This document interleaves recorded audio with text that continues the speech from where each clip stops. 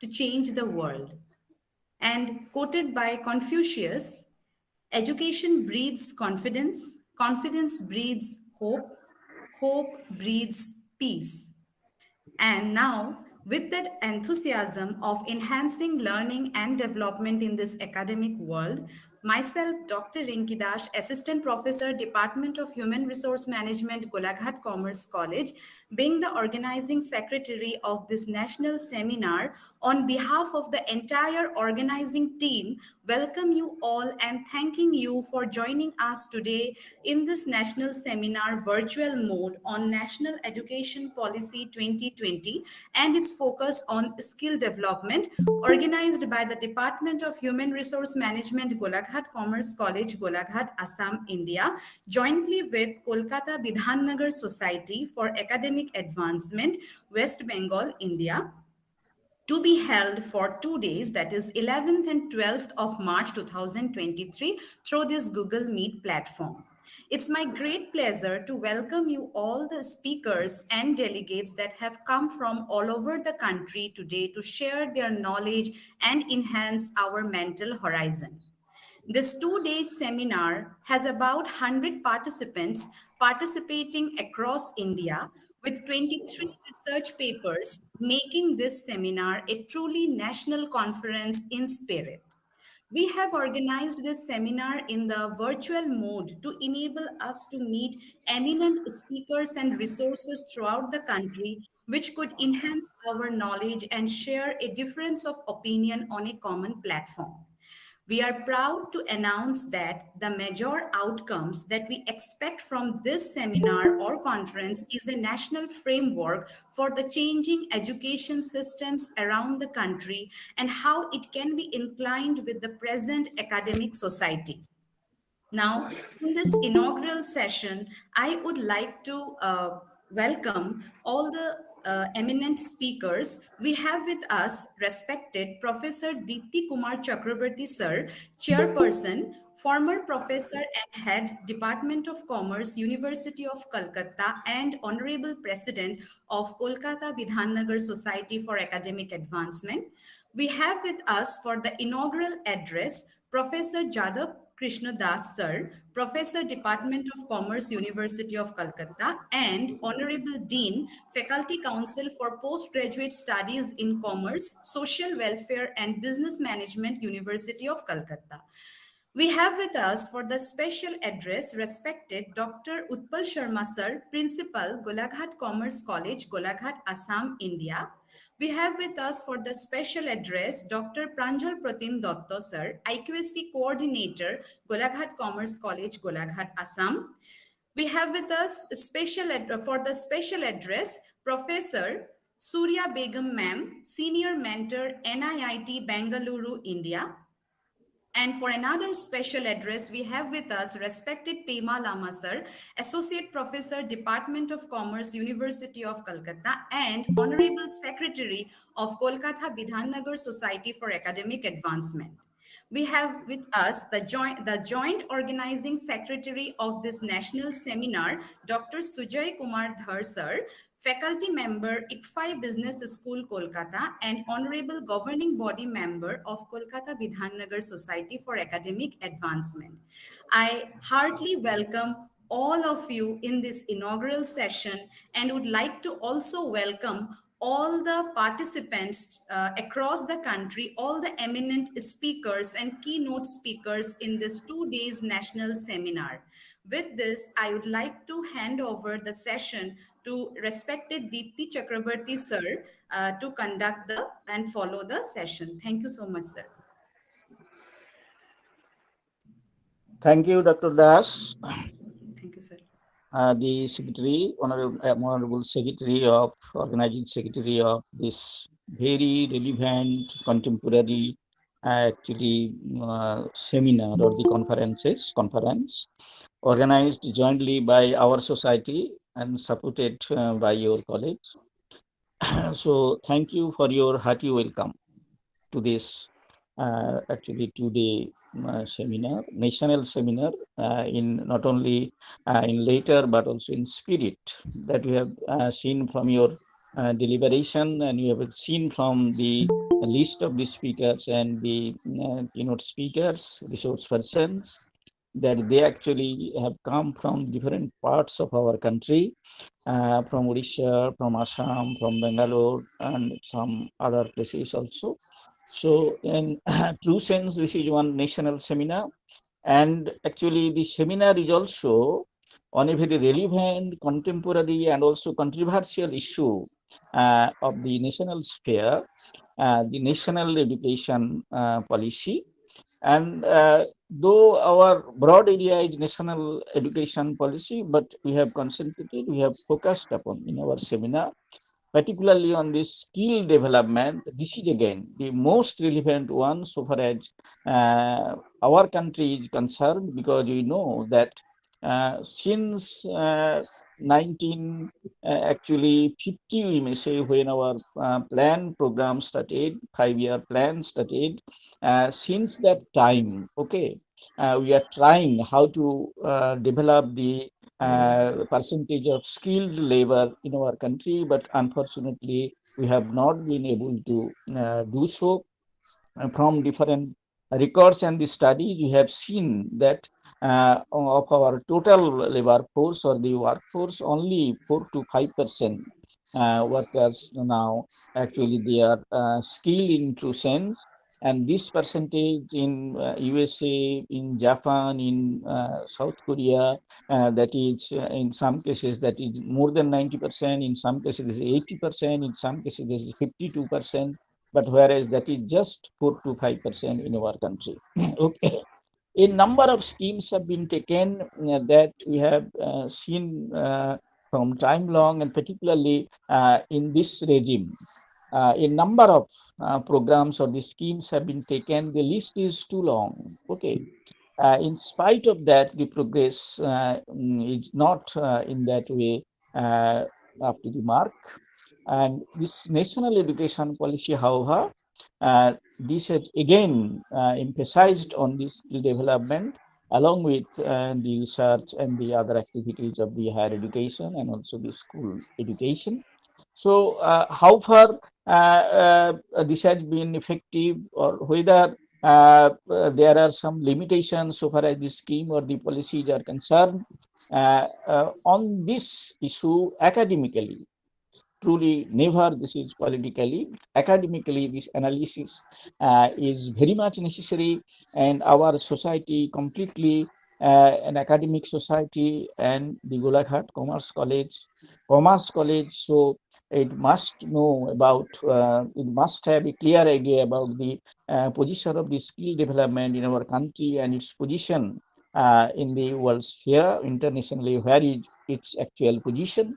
So very rightly, our society and the Golaghat Commerce College, Assam, they have started, they have taken such an initiative. I am thankful as the president of this association. I am very much thankful to the organizers for actually arranging such a 2-day conference on this relevant issue. And we have with us our very respected person, as well as very beloved person, the professor of commerce, professor of statistics, in whatever way we may call him, Dr. Jadav Krishna Das. He is now the dean of actually 3 departments: the social welfare, business management, and also of our commerce department of the University of Kolkata. Commerce department, very largest department with 2,000 students. Actually, our department visits each year 2,000 students. They actually pursue their courses here.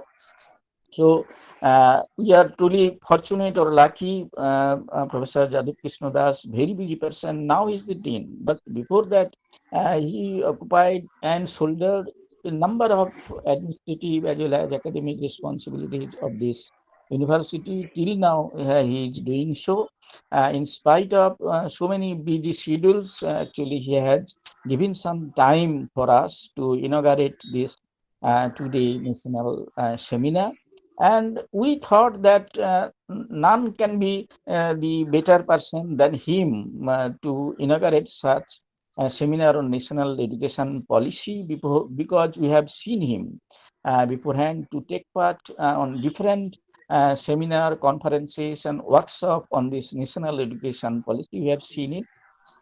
This is one side. And number two, his position, very responsible position now he holds.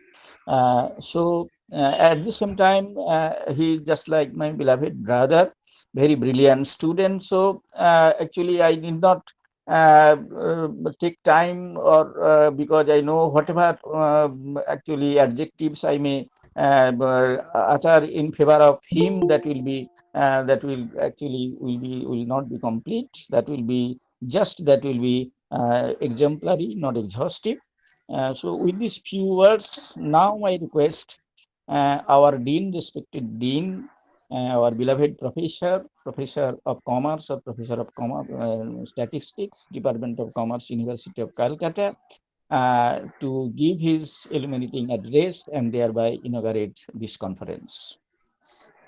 Professor Uh, Thank Das. you, Professor Diptikumar Chakraborty, the chairman of the session, the other dignitaries, Dr. Rinki Das, Dr. Rutpal Sharma, Pranjal Pratim Datta, Professor Surya Begum, Pema Lama, Professor Pema Lama, and Sujoy Kumar Dhar, all the dignitaries in the session.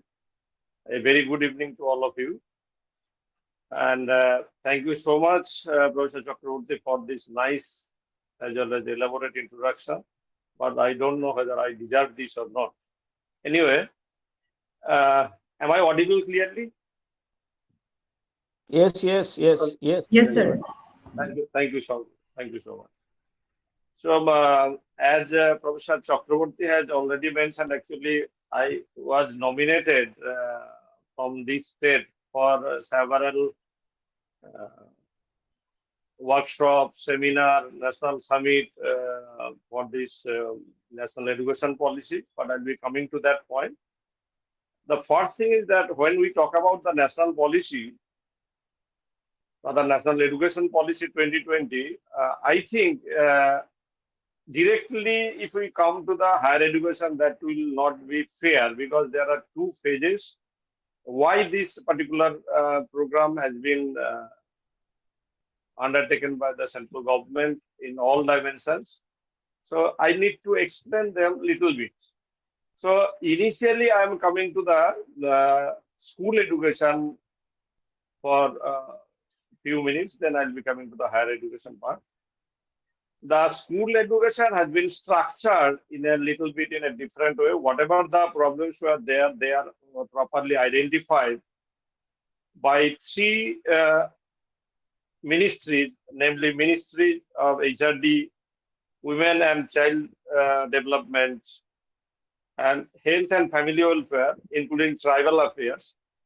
They have identified a lot of problems in the existing system, and ultimately they are trying to incorporate some new suggestions. If we consider all these suggestions, probably it's a long-term policy. It's not the short-term policy only. So probably that will be beneficial to our society initially, and obviously to the overall country. Now, what is that school education where the 5+3+3+4 design? Initially, the children who are having age group from 3 to 6, prior 3, they need not to go to any preschool or something like that. That is totally, the admission will be available in the central system. That means in the preschool system, that will be for 3 years, age 3 to 6 years of the children.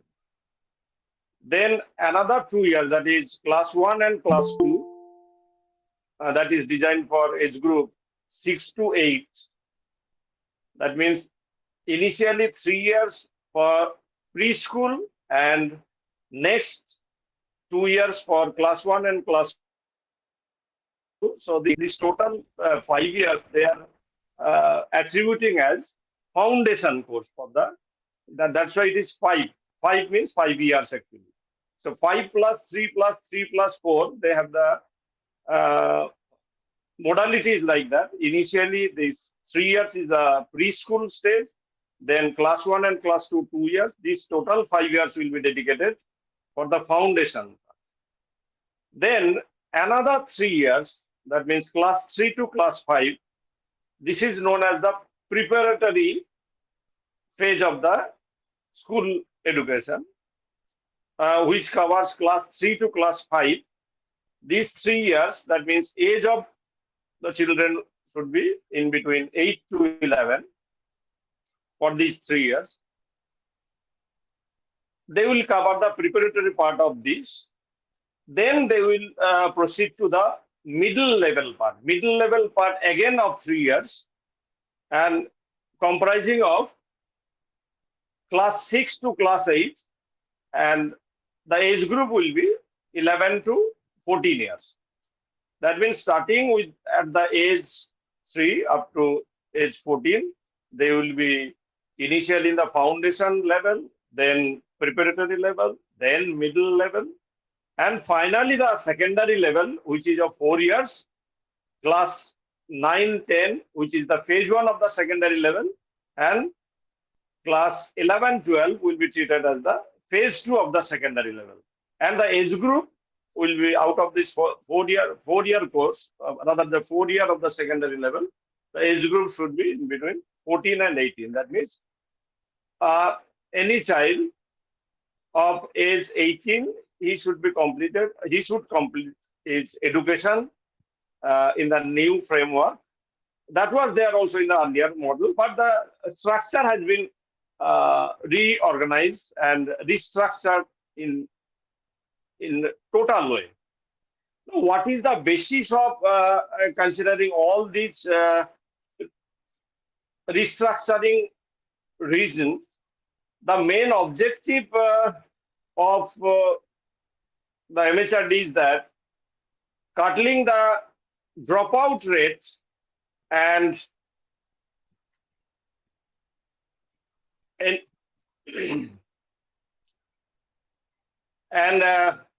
universal access to, rather ensuring universal access to the education to all the levels. So that is the basic structure of the basic objective. For the second objective is that the holistic development of the learners, not only that means in the classroom learning, since the skill development part is one of the component of this seminar. So how the skill of the children can be developed from the very basic level, that is also discussed in detail of this new education policy. Then reduce curriculum, because we are having sometimes we find huge curriculum for which the students are overburdened. As a result of this, they cannot take this pressure of the curriculum. So the reduction of the curriculum and content to enhance the essential learning, that means which is very much necessary for them, the essential learning and critical thinking. So critical thinking, the students are lacking gradually because of this huge pressure. So this reduction of pressure is also very important. Then experimental learning, that means not only through the textbooks only, one should learn something experimentally so that the image can be developed in our brain, so that everything will be in the like say 3-dimensional form. That is very much necessary, so that a student cannot only memorize and write in the examination and get the marks to pass the exam, something like that. And flexibility of course choices, that means if I am taking this subject only, I will not be able to take this. It is not the flexibility, that is any student can take any of the subjects. That flexibility is there. Then multilingualism and power of language, that means sometimes since it is multi-language based country, so the problem is that sometimes the textbooks available, they are not uniform in the entire country. but their objective is that the textbook will be uniform, but they should be available in the local language, and high quality textbooks, obviously, so that the student can go through this. And it is on the basis of the research, it is found that the age group 2 to 8 years, uh, the student or the children can learn different languages very easily. That's why some other languages will also be taught in that level, so that later on that will be beneficial to them. Then the integration of external subjects, integration of essential subjects, skill and capacity. That is, as per the capacity of the students, these essential subjects and the skill development, that is also equally important, and based on that, the new policy has been designed. Then the national curriculum framework for school education, that means the entire country will follow almost almost similar what I'm saying, because some the regional effects are there in some cases, but otherwise the way the curriculum would be designed, that is applicable to the entire country. Next is the national textbooks with local content and local flavor also. That means I am studying the national level books, but the local effect will not be eliminated at all. So that will be taken into consideration. Then support for students with special talent. That means in every region, in every time, we have seen some students are very much talented. So how to give them special support, that will be considered in this particular education policy also. Then the recruitment and deployment of teachers. That means somehow you are employing any teacher for teaching.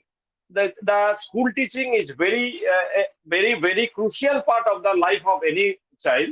So that's why the teacher plays a very crucial role over there. So recruitment and deployment of teachers also, it will be highly criteria-based selection. It's not that any way it will be selected like that. Then the service, environment, and the culture of the school. The motive is that the school will be something like the education hub type of thing. So where the student can learn anything, teacher can train themselves to any level, and throughout their life they can learn also teacher, and which can be also transmitted to the students. Then continuous professional development. That is also the almost same part. That means when some teachers come to teach in a school level cases, sometimes it happens that whatever they have learned in the basic level, they are teaching the same thing, but they require in-service training continuously. Then career management. That means those who are professionally in the advanced level, they will get the different type of benefits. So career management and progression, so that avenue will also be available.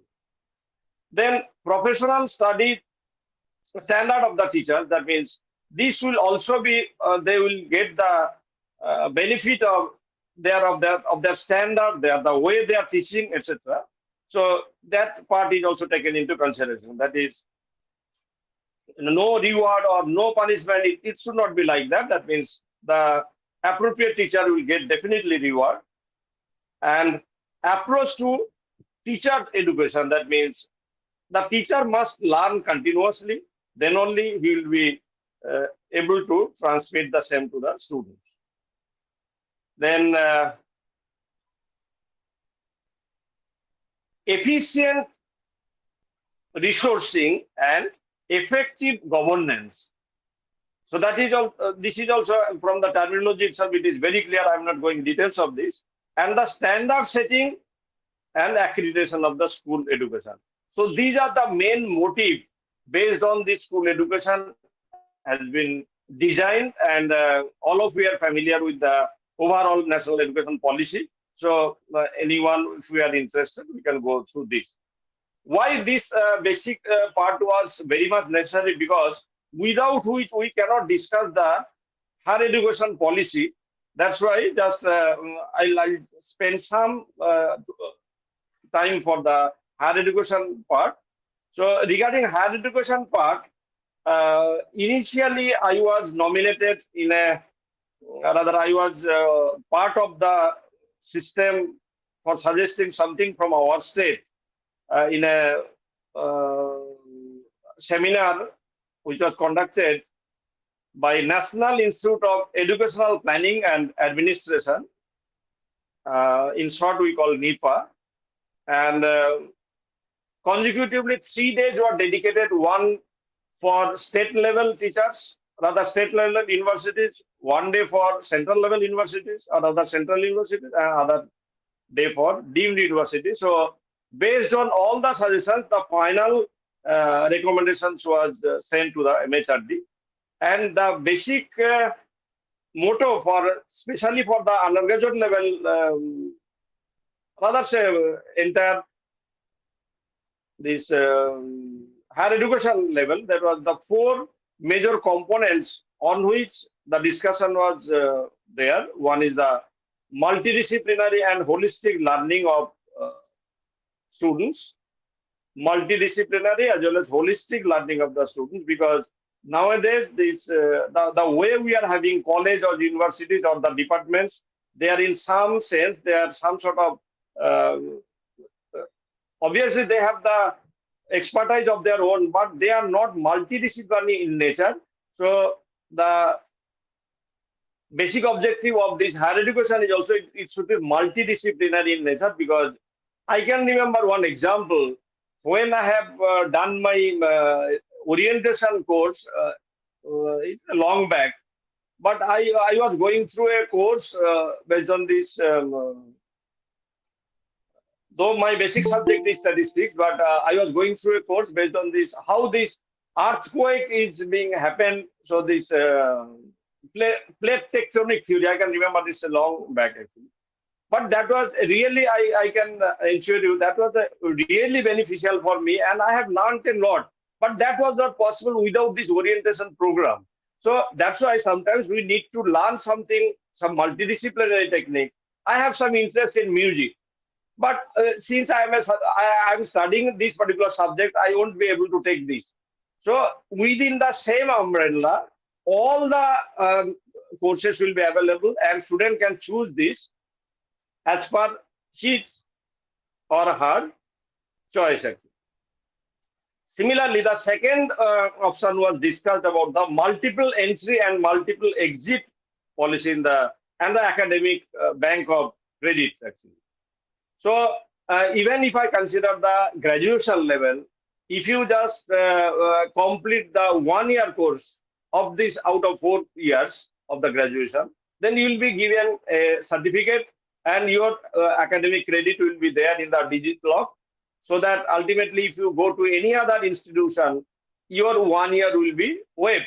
So rest 3 years you need to go through that. If you have done 2 years, then obviously you will get a diploma certificate. Then if you have completed 3 years course, you will get a degree certificate. And if you have done 4 years course, you will be having the honors degree course. So under graduation, it can be certificate, it can be diploma, it can be the general degree, and it can be the honors degree. Then obviously a lot of discussions was made based on the 4-year undergraduation program, and finally this internationalization of our education system, that was also a basic point of discussion on that particular seminar. Then coming to the specific this another issue, that means I was again nominated in a National Education Summit, which was held in 6th and 7th January 2023, just 2 months back. And that was held in Hotel Shangri-La, New Delhi. And the participants were all vice chancellors, deans, directors, HODs, chairmen, then secretaries of state education boards. The main objective was, the main Organizer was the Institute of Chartered Accountant of India, and associated organizers were the Association of Indian Universities, National Council for Teachers Education (NCT), and the National Council of Education Research and Training (NCRT). And where a lot of discussions was or deliberations was made based on the commerce education. More specifically, since today we are assembled based on the commerce education, more specifically, that's why the commerce education, the major deliberations was made. And what was the major input there? I can just briefly consider them.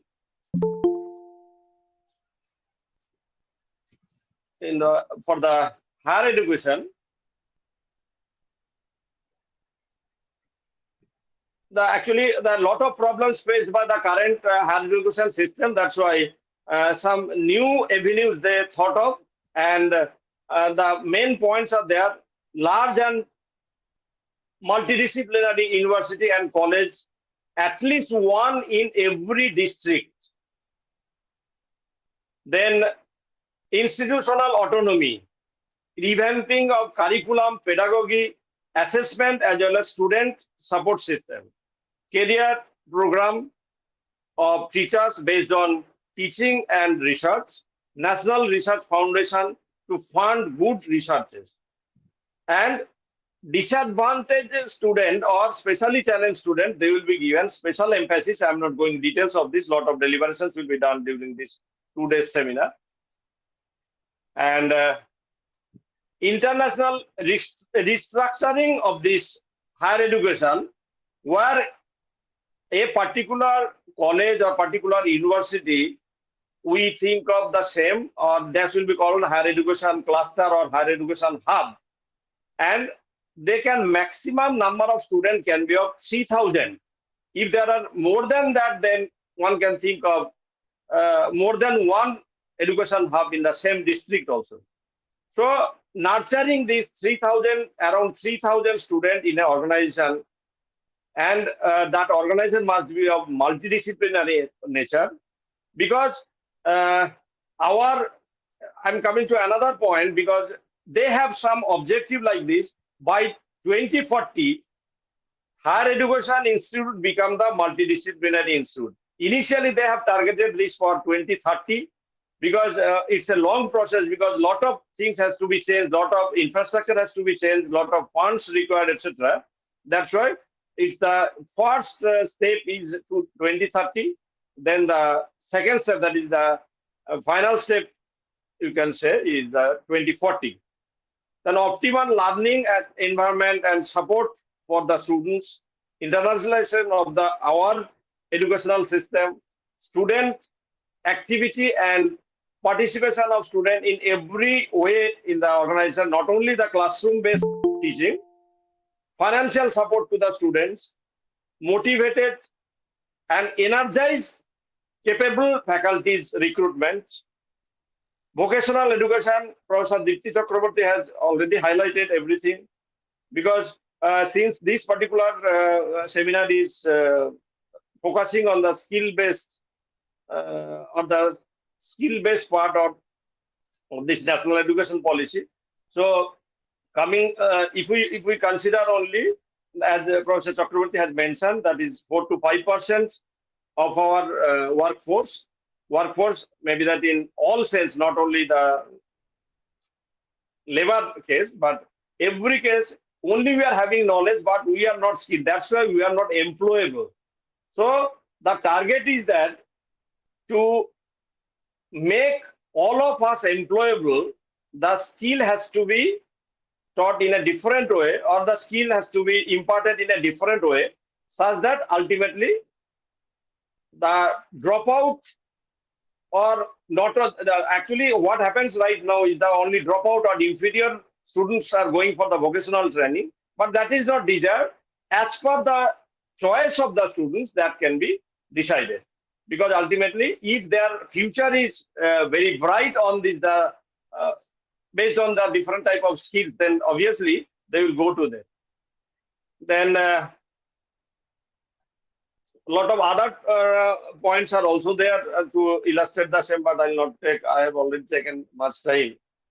Uh, the main one more point I want to highlight is here the Higher Education Commission of India, that is to be said, not that so many like say UGC etc. are there to regulate us, but the new plan says that the Higher Education Commission of India, under the same umbrella, there will be four. They have four different functional area. One is the regulation, other is the accreditation, and then funding, and the fourth one is academic standard setting. So they have also one body under each functions. They have proposed National Higher Education Regulatory Council. Then the for funding, this National Accreditation, for accreditation, National Accreditation Council; for funding, Higher Education Grant Council; and for standard setting, the General Education Council. So this General Education Council, again, one will be here actually how this skill development part is coming into the focus of the proposal. In the skill, this under the fourth one, that is standard setting, one commission will work like this National Higher Education Qualification Framework, and the second one will work as National Skill Qualifications Framework. So these are the different organizations under the same umbrella. They will work finally to decide about the higher education level and higher education quality. And obviously, technology-based things will be developed because the COVID has taught us a lot. So we need to strengthen the Central Advisory Board of Education. A lot of other parts are there. Coming to the job market, that means why this 2040 is being targeted, because by 2040, Indian economy will growth like say almost fivefold. This is the projection of the economists. Right now we have USA coming under the rank one, which covers 24.1% of the overall GDP. Then China 19.8%, Japan 4.8%, Germany 4.1%, and fifth one is India 3.5%. But the developing country, now the position of India is in such a way, after this around 20 years, around 2040, our country will cross China's economy. That's why huge workforce will be required. So the education level should be such that the students will not be going outside, because huge opportunities will be generated over here. So that was the main objective of taking this particular policy. And some of our states, namely Madhya Pradesh, Karnataka, Gujarat, Delhi, they have already implemented in the higher education part.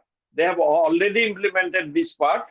So we are in the planning part, and obviously gradually the things are coming. We need to go through them, and ultimately we have to adopt them. And thank you for giving me the opportunity for delivering this or addressing this.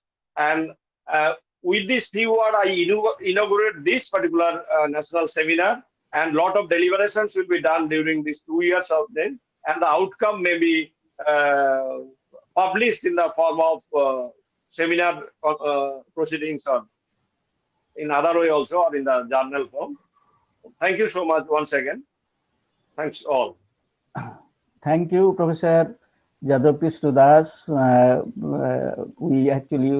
We have come to know, and all the members present here, they have understood that the person who have been chosen by our organizer to inaugurate this session, how vast actually his knowledge so far as the national education policy is concerned. Implementation part still we do not know, and to what extent this will be effective. Actually, every policy sounds very good, okay, but the main problem is in the implementation.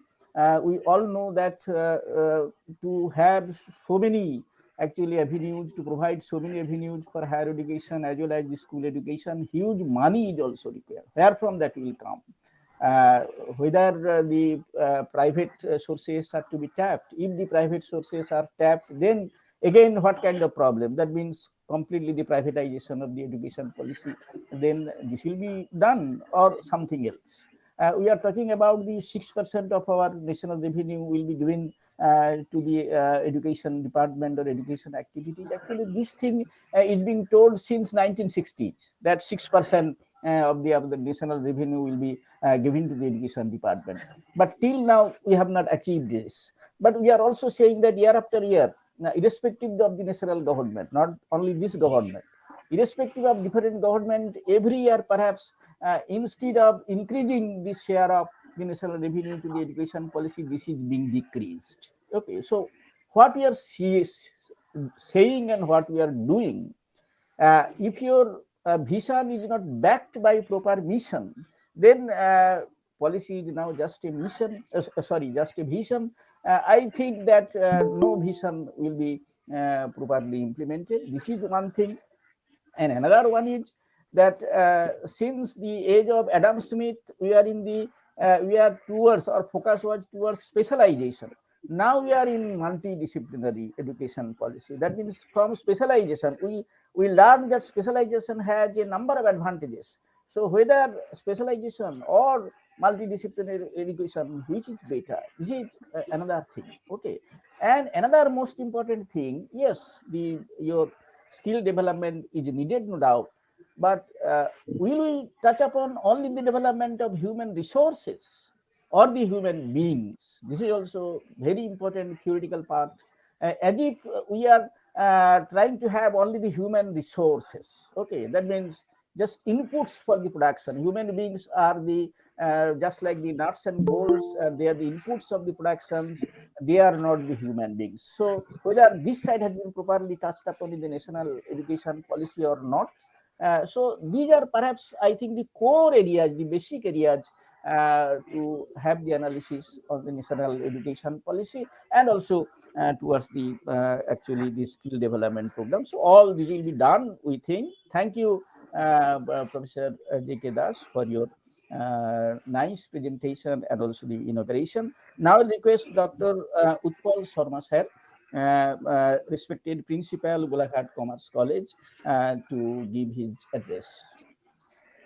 Dr. Sharma sir. May I request, sir? Actually, I'm having another program. I have to leave now, but I'm Okay, extremely sorry. okay. I know you are too I'll busy. be missing a lot in Okay, this okay, particular okay, session. okay. You may leave now. Thank you all. Thank you. Okay. Dr. Sharma sir, respected principal, Golaghat Commerce College. Please, sir. Sir, Sir, please sir, unmute yourself, sir. unmute yourself, sir.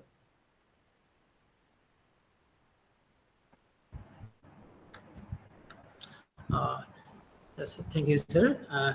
Honorable Chairperson Dr.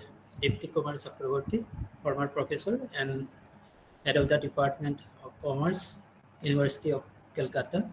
Dr. Rinki Das, assistant professor, Department of Human Resource Management. Professor Jadav Krishna Das, Department of Commerce, University Kolkata, and Honorable Dean Faculty Council for Postgraduate Studies in Commerce, Social Welfare and Business Management, University of Kolkata. Dr. Pranjal Putin Datta, IQAC Coordinator, Golaghat Commerce College. Professor Surya Begum, Senior Mentor, NIT, Bangalore. Professor Associate Professor Temala, Department of Commerce. Good evening, everyone. I am honored and grateful to opportunity by everyone.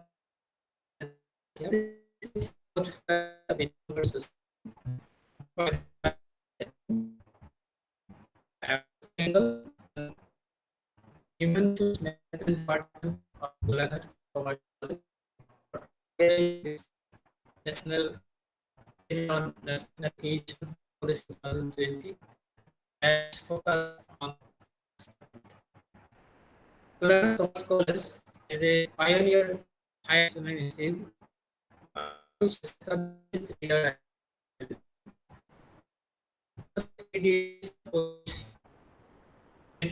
by as far as education is concerned, our country has a glorious past. India has been a place of higher education since long back. The universities of Nalanda and Takshashila are the examples of higher education as well as multidisciplinary education system. Thousands of students came from various other countries like China, Japan, etc. in those days to get enrolled in these universities. Then after implementation of Macaulay's education system, our Gurukul system of education got ditched. Now, after 75 years of independence, we are trying education system which aims to provide multidisciplinary education system and trying to address the existing gaps, challenges in education system.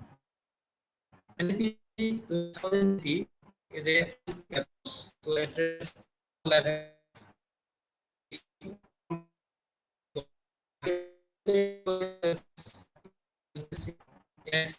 and CT are all meant to implement the 2020. You see and developments of universities.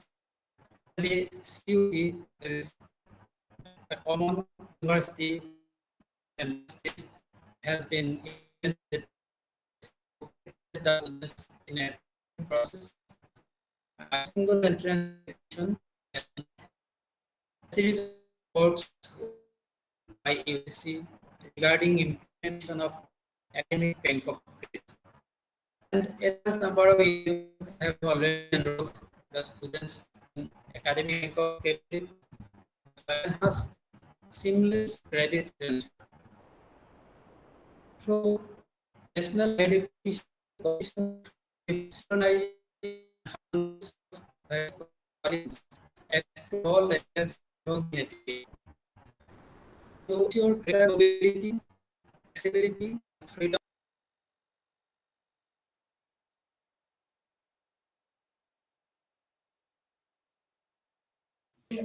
I think due to some network issue.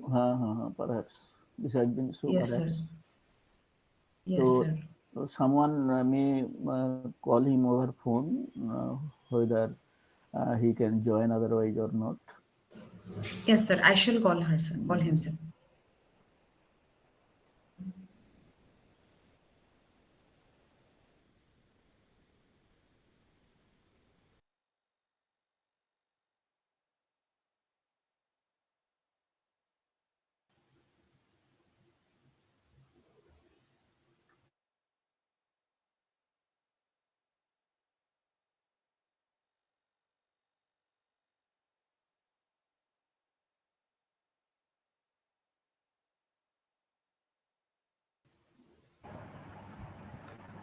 Yes, yes, yes, sir. Now again, you have joined. So you may continue, sir, Dr. Sharma. So,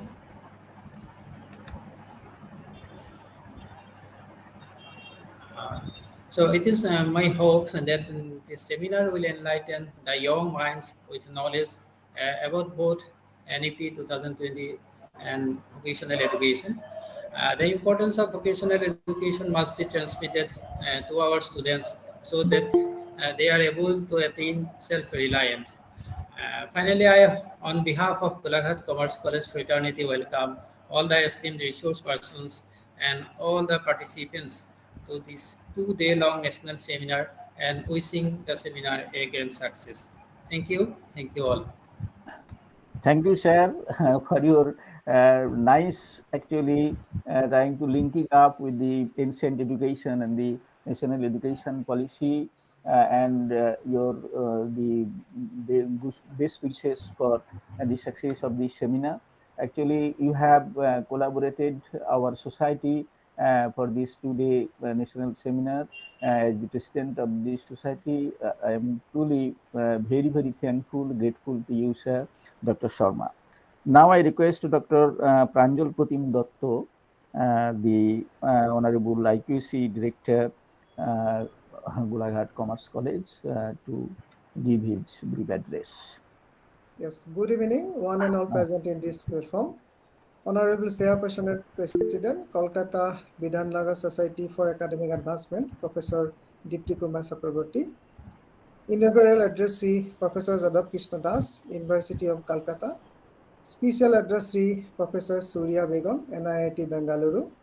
And Professor Pema Lama, Associate Professor, University of Calcutta, and Honorable Secretary of KBSAA, Joint Organizing Secretary of this seminar, and all the dignitaries of KBSAA, honorable resource persons, respected principal sir, respected organizing secretary, and all the members of seminar organizing committee, Department of Human Resource Management, Golaghat Commerce College, respected teachers, respected participants, researchers, dear colleagues, and my dear students. It gives me immense warmth and great pleasure to grace all of your presence in this virtual platform. It is a glorious moment to extend my warm wishes on behalf of the IQAC Golaghat Commerce College and welcome everybody. I feel great privilege to say that IQAC Golaghat Commerce College has been channelizing with different sales departments of the college and other outside agencies to enhance the academic atmosphere of the college. We are organizing different programs on NEP 2020, including e-program. Even today, we have organized a training program approved by HRDC Guwahati University, Assam, sponsored by RUSA, on NEC preparedness and NEP 2020. So the theme for this national seminar was chosen considering the importance of different issues of NEP 2020, particularly the provisions on skill development. So I am thankful to all the dignitaries of KBSAA for their joint collaboration to conduct this seminar. I hope we'll find a desirable outcome from 23 research papers during 2 days. I wish everyone a very productive seminar. Thank you, one and all. Over to Rinki Das. Sir, please. Okay, Dr. Dotto sir, IPC director, actually you have shouldered a very responsible job so far as your college is concerned. Very onerous duty you have to perform, and particularly in this age of NAC visit of different times and also the national education policy, this quality of the college, how you can improve. This is no doubt a very responsible job. And our society, the way actually is collaborating with you, I think to some extent at least your job will be benefited. Your so far as the quality concerned of your college will get some to some extent some impetus with the help of Yes. this. So thank you, Dr. Dotto. Now we'll request Dr. Surya Begum. Surya Begum, she is very much associated with our society and very responsible person, senior mentor, NEET Bengaluru. So you, Dr. Begum, now I request you to give a special address. Um, Thank you so much, sir, for this wonderful, short and sweet introduction of myself. Um, so today, as already many dignitaries has already discussed about NEP, that is National Education Policy 2020, and its focus on skill development. Before throwing some light on some of the important aspects, I would like to thank the organizing team. First of all, I would like to tell good evening all. So myself, Dr. Suraya Begum, would like to first of all congratulate the Department of Human Resource Management, Golaghat Commerce College, Assam, India, which is jointly connected with Kolkata Bidhannagar Society for Academic Advancement, West Bengal, India, for organizing this 2 days national seminar on NEP, that is National Education Policy 2020, and its focus on skill development. My special thanks to Professor Pemal Amazar for his contributions in various events like workshops, faculty development programs, seminars, etc., and also continuously supporting me for participating in various events, like one of the participation like in today's seminar. Also, I would like to thank all the dignitaries, deans, head of the departments of various colleges, colleagues, faculty members, participants, and dear students. Also, due to shortage of time, okay, let me just uh, congratulate and welcome the different dignitaries which have already shared their views from the point of view and as per the NEP 2020. Rinki Das, who has given the welcome address and also a organizing secretary, Golaghat Commerce College, Assam, India. Then Dr. Dipti Kumar Chakravarti sir, who is in chair of today's seminar. He was a former professor and head Department of Commerce KBSAA. Followed by inaugural address given by Professor Jadab Krishnadas sir. Then a very short and sweet discussion given discussed on NEP 2020 by Dr. Utpal Sarma sir, and due to some I think technical issues, I could not heard properly the various aspects which he has discussed, sir. Then followed by Dr. Pranjal Pratim Datta, IQAC coordinator, Golaghat, Assam, India. So with this, let me throw some light on few aspects of NEP 2020 and its skill development. As already few of the dignitaries already discussed about the vocational training, vocational programs, and also the challenges which we are facing in the primary as well as the secondary level of education and how to overcome this. So today, on three important aspects, okay, I would like to throw some light. First of all, the institutes must build an infrastructure that fosters the skill development. So already some discussion has been done on the resource persons. We should have technically sound resource persons. So with this, when we have the resource persons, also the institutes should have a very good infrastructure to develop the different skills. So, as per the NEP 2020, it provides an exhaustive framework encapsulating primary, higher technical, and vocational education. It also provides avenues for e learning in the digital age and co curricular activities too. One of the strategic aims of the NEP 2020 is to provide holistic learning to the students and to impart the skills required in the 21st century. This well rounded learning includes cognitive, attitudinal, socio emotional, and soft skills, and also decision making skills that will make students competitive and employable on a global level.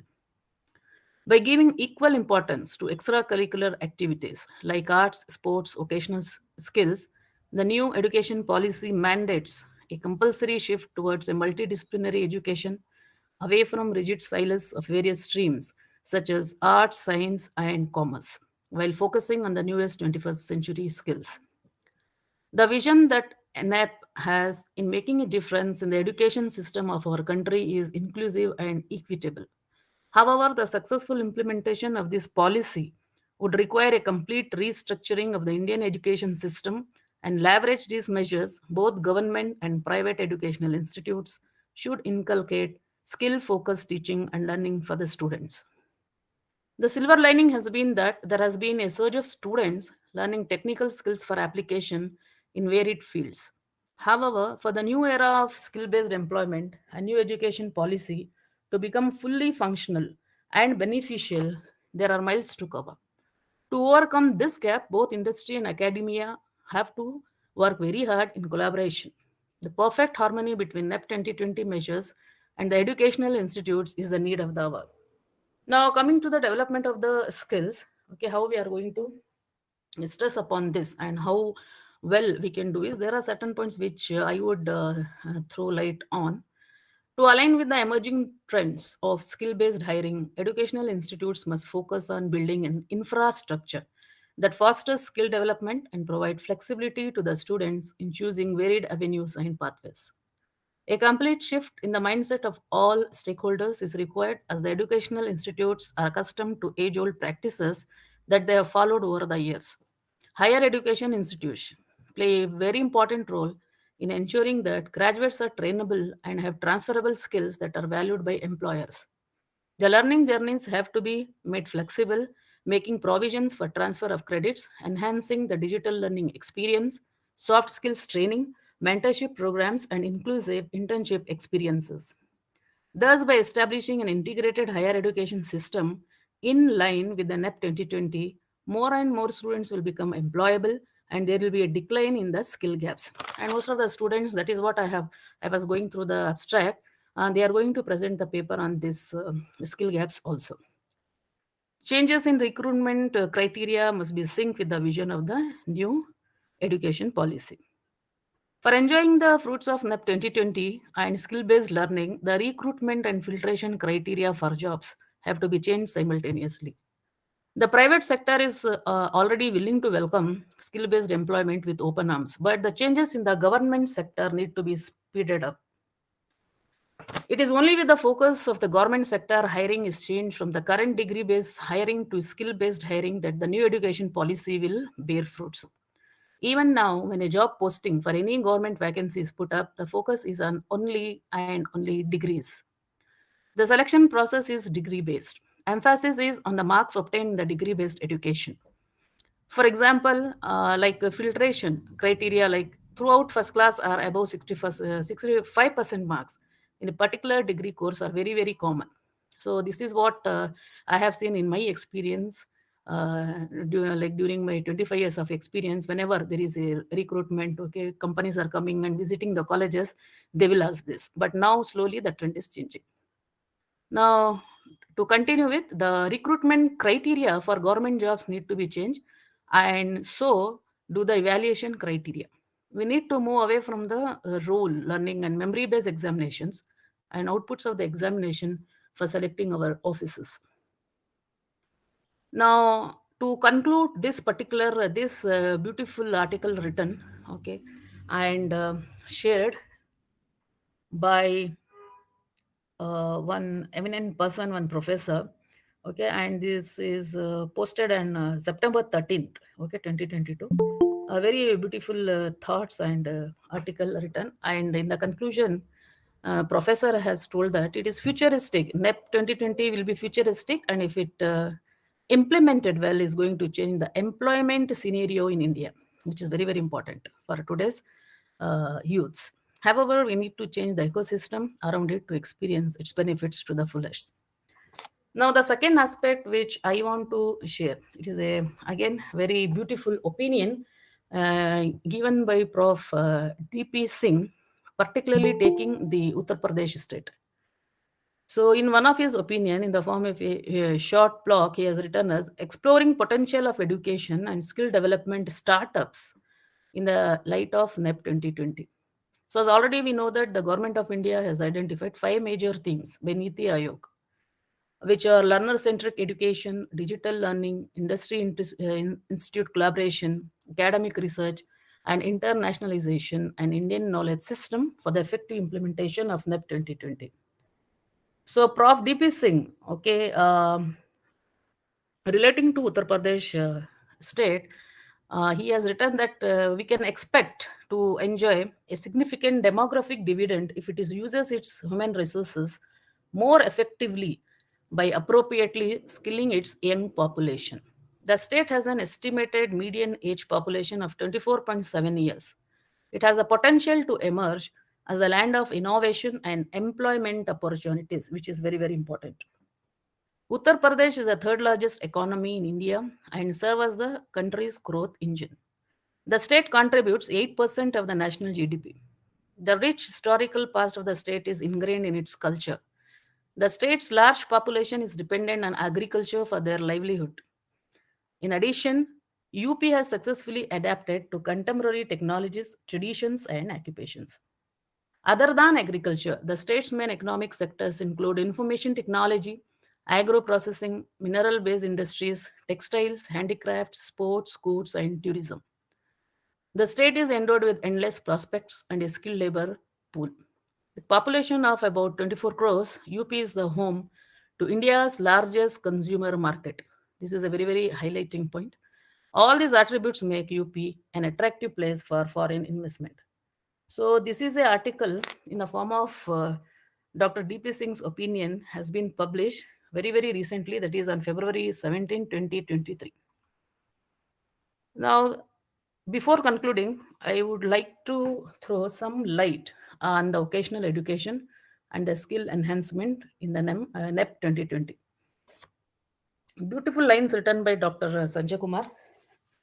And as per my research and survey, I do agree with some of the points which he has written, and adding my own points here and my own opinion and also suggestions. As already we have discussed about NEP 2020 proposes the revision and revamping of all aspects of education, including the education structure, regulations, and governance to create a new system which is aligned with the aspirational goals of 21st century students. Now, already we know that according to the policy, by 2025, as previously one of the professor, he was telling that by 2040, right? So we'll be having a lot of developments and all that stuff. So as per my survey, as per my research, this is what I have come across, that by 2025, at least 50% of the learners through the school and higher education system shall have exposure to vocational education. It can be defined as skill-based education. Vocational education helps in economic growth. So most of the papers I have seen, I have already gone through the abstracts. So they are going to present on vocational education, which is really very nice, and we'll get more insights about this particular aspect of vocational education and different ways and modes, methods, etc. The NEP intends to focus on developing industry linkages and demand driven occasional courses by engaging industry at various levels, including co developed courses and development of incubation centers at HEIs, that is, higher educational institutions. So, as already we know that, because I am also a part of that, many incubation centers they have made it mandatory, and most of the technical colleges we are having the incubation centers.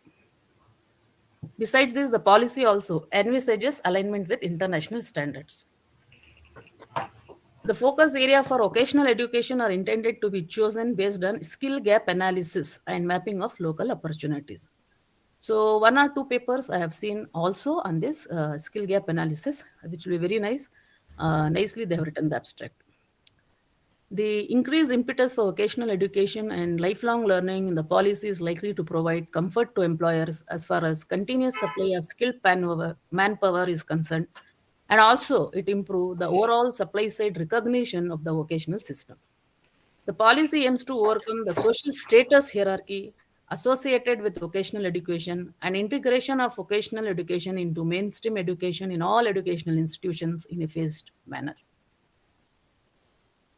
So I would like to conclude with this. And before concluding, yeah,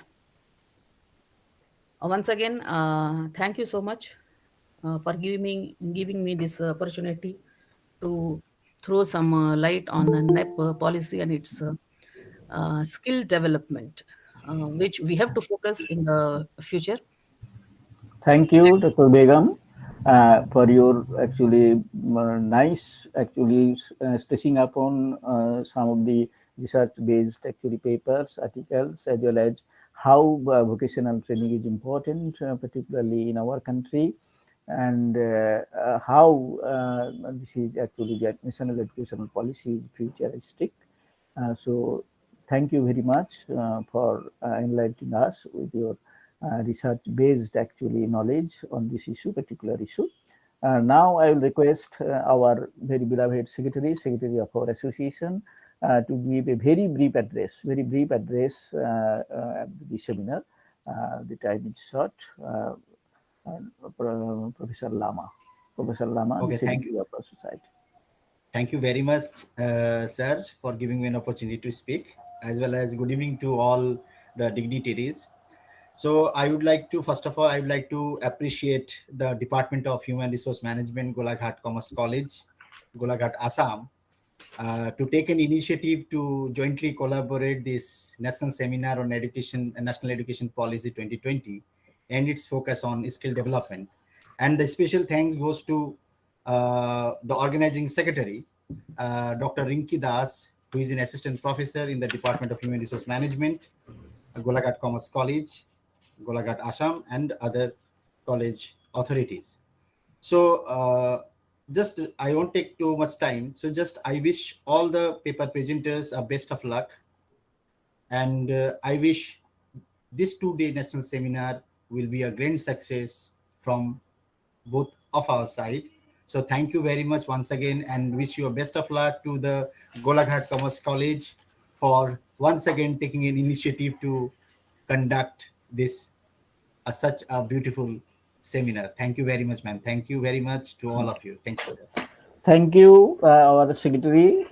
Actually, very energetic person. We all know, as Dr. Surya Begum just now mentioned, that continuously he actually is working entirely towards the advancement of the academy, particularly the higher education, different programs actually.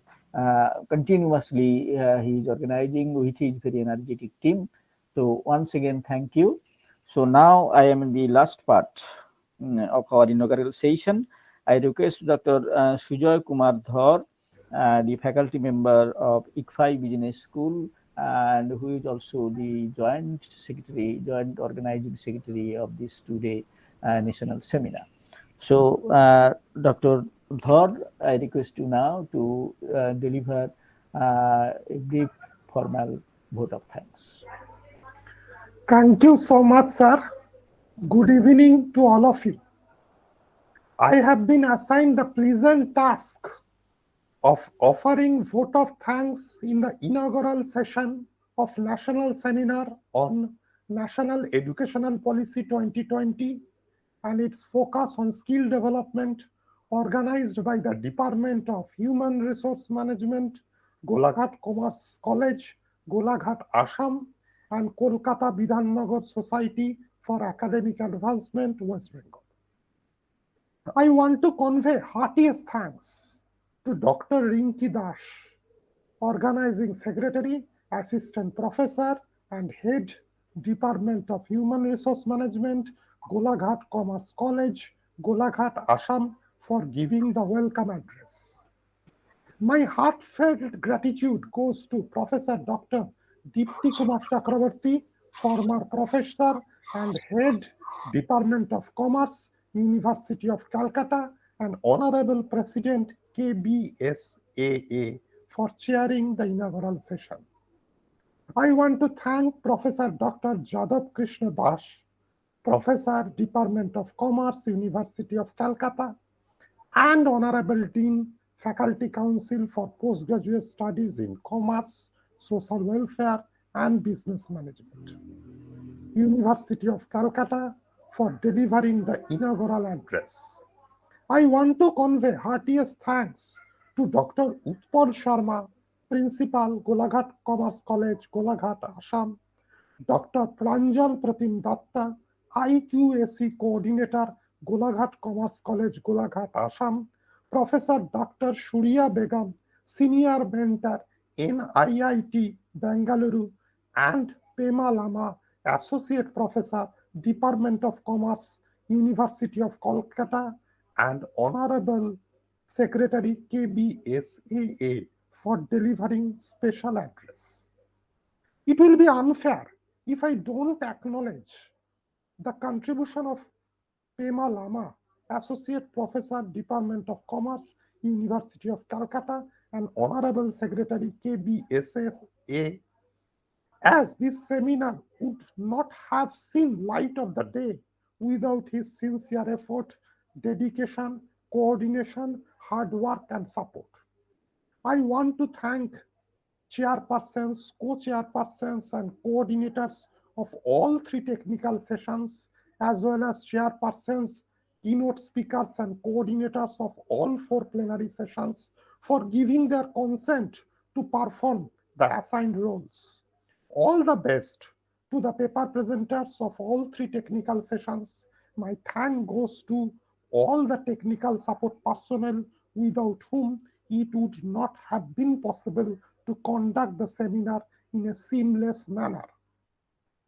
Let's have 2 days thought-provoking seminar and maximize our intellectual output, intellectual takeaway from it. Thank you so much. Thank you to you also, Dr. Sujoy Kumar Dhar, for your actually very nice, hearty vote of thanks to all of us. Actually, our vote of thanks to you also. So I will not waste any more time. Already we are to some extent late. So I will now actually announce the end of this very beautiful inaugural session. All the participants, all the inaugural session, I give my very good wishes to all of you, and also I wish grand success of this today actually national seminar. With this few words, I conclude the inaugural session. Now you start your technical session, the organizers. Thank you so Thank you much. so much, sir. Okay, okay. Now, We have said it together actually. So Exactly, nice. exactly.